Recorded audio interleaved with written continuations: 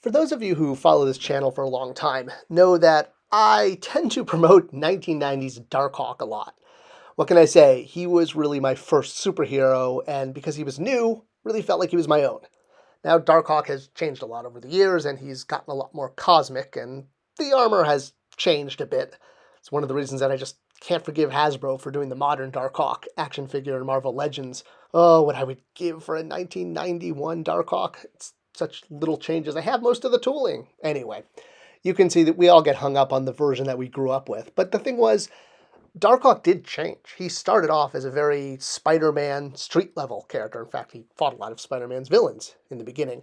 But he did get his own rogues gallery, and he really started to, come into his own around issue 25. And then kind of suddenly issue 26 happened, and I don't know what. It was the same writer, Danny Fingerruth, but wow, suddenly Darkhawk could fly, and he had all these new powers, and then suddenly he got new armor that made him look more sci-fi and less street, and by the end of the series, honestly, the character was hardly recognizable as the character was introduced in the first few issues.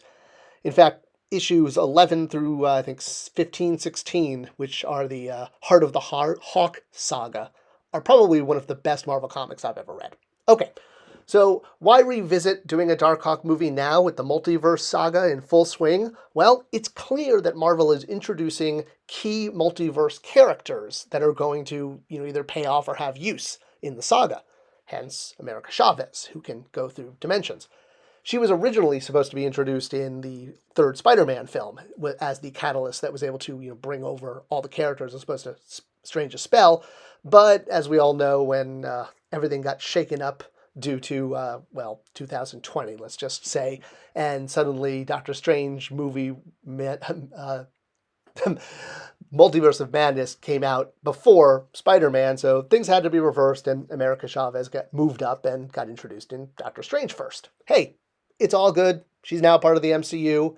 Same with Spot being in the Sony Spider-Man movies introduces, the concept of a character that can go through dimensions and through multiverses.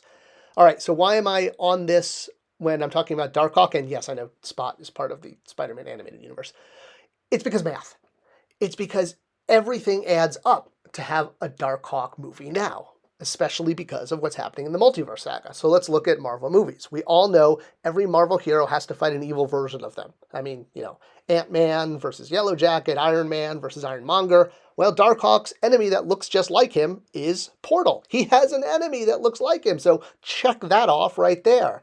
All right? Now, Portal's a little different, and he has different powers. He actually doesn't have any of Darkhawk's powers. He just wears his armor. And he kind of looks more like almost like an X-Force version of Darkhawk in a way. I think kind of almost like Rob Liefeld did. Well, he does actually wind up fighting some X-Men characters eventually, but still teamed up with Spider-Man. And hey, look, Portal's back. If you don't recognize the villains, it's the Reborn Brotherhood that, again, Liefeld actually introduced. All right, so Portal makes a blazing comeback in this issue after being gone from the series for about 12 issues, retakes his armor, and redons it, becoming Portal once again from Charles Little Sky. And he goes on to have a little adventure with the Brotherhood of Evil Mutants, Darkhawk, Spider-Man, and Sleepwalker winds up in the mix. The evil mutants are after him because he has these dimension-hopping powers. They think it comes from his armor. Then they learn that he's actually a mutant, that the dimension portals he can create to go through the multiverse, that's just a mutant power of his. And then they try to recruit him once they learn that, once they know he's a mutant. But basically, Spider-Man, Sleepwalker, and Darkhawk happens, and plans are foiled, and, everyone's happy in the end. But something important that is revealed here is that Sleepwalker recognizes Portal from the Dreamscape, the multi-dimension, outer dimension that he originally came from. That's why he's trying to find portals to return there. And the whole concept of dream walking, which was introduced in the last Doctor Strange movie, Multiverse of Madness, and very deliberately there was a Sleepwalker action figure in this assortment because it tied in due to, Sleepwalker, dream walking, yada yada. You could see kind of the connection. But again, a character that's tied to the multiverse.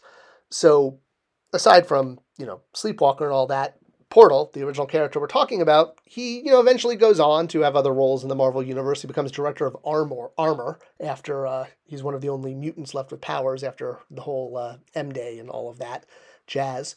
So he's still kind of around, but his first appearance in Darkhawk 5, when he burst onto the screen, well, he would be a perfect character to fight Darkhawk in the Marvel movies because he looks like Darkhawk and he has multiverse powers. Now, the really crazy thing is this character was actually introduced way before Darkhawk by the same author, Danny Fingerruth, so it was obviously deliberate.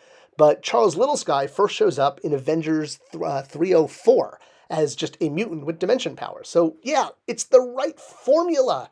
It's got everything you need for a Marvel movie. You've got a villain that looks exactly like the hero, but is, a different paint job and has more guns. And this particular character has dimension, multiverse hopping powers, and you need these characters for the multiverse saga. So start, arming your side of the chessboard here against Kang and all of his evil forces in, Avengers 5 and 6. We need all the characters we can get. And if a Darkhawk movie has to be made to make this happen, I'm willing to watch it.